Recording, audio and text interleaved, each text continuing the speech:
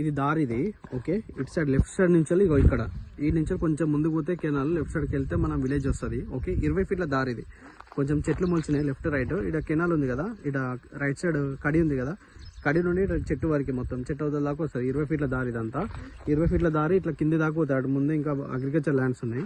Okay, మనకి ఇది north face తోటి వస్తుంది. ఓకే, సూర్యుడు ఇటు సైడ్ ఉన్నాడు, మనకి నార్త్ ఫేస్ తోటి ఉంటుంది ఇది సైడ్. ఇక్కడ రైట్ సైడ్ ఉంది కదా, ఇక్కడ రైట్ సైడ్ కడీల నుండి ఇటు లెఫ్ట్ సైడ్ కడీలు కనిపిస్తున్నాయి కదా, ఇది ల్యాండ్ మనకి మొత్తం.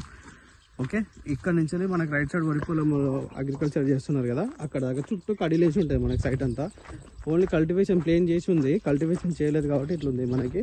ఇది కోలాఫారం కూడా చెట్టు ఉంది కదా, అక్కడ ఎదురుగా కనిపిస్తుంది, అది చెట్టు అటు ఈస్ట్ వస్తుంది, ఈస్ట్ ఇదేమో వెస్ట్ వస్తుంది. ఓకే, మనకి ఎంట్రన్స్ ఏమో ఇదేమో నార్త్ వస్తుంది మనకి. ఇది కోలాఫారం కూడా బాగా పనిచేస్తుంది మనకి.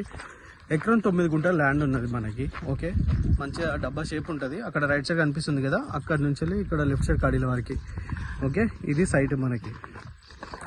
ఎకరం 9 గుంటల ప్రాపర్టీ మనకి. జనగాం నుండి ఓన్లీ 13 కిలోమీటర్లో ఉంటుంది మనకి. విలేజ్ టు విలేజ్ పోతున్న దారికి మన కెనాల్ నుంచి జస్ట్ 150 మీటర్స్ ఉంటుంది. విలేజ్ టు విలేజ్ దారి నుంచి ఒక 300 మీటర్స్ ఉంటుంది. క్లియర్ టైటిల్లో రెడ్ సాయిల్ ఇదంతా. అక్కడ రైట్ సైడ్ అంతా మళ్ళీ వరి పొలాలు కల్టివేషన్ చేస్తూ ఉన్నారు. చుట్టుపక్కల అన్ని రైతుల్లో ఉంటుంది ఇక్కడంతా. ఇది ప్రాపర్టీ ల్యాండ్ చుట్టూ మొత్తం కడీలేసి ఉంటాయి మనకి. చుట్టూ బౌండరీస్ అంతా ఫిక్సింగ్ చేసి ఉంటుంది. ఇది మనకి రోడ్ ఫేసింగ్. ఇక్కడ రైట్ సైడ్ లెఫ్ట్ సైడ్ కడి కనిపిస్తుంది కదా, అక్కడ కడి నుండి అక్కడ రైట్ సైడ్ వేపు చెట్టు కనిపిస్తుంది కదా, అక్కడ దాకా మొత్తం కొంచెం ఇట్లా చిన్న చిన్న చెట్లు మొలిచినాయి, క్లీన్ చేసుకోవాలి. రోడ్ ఫేసింగ్ ఫుల్ ఉంటుంది, నార్త్ ఫేసింగ్ తోటి వస్తుంది ప్రాపర్టీ. ఇది ల్యాండ్.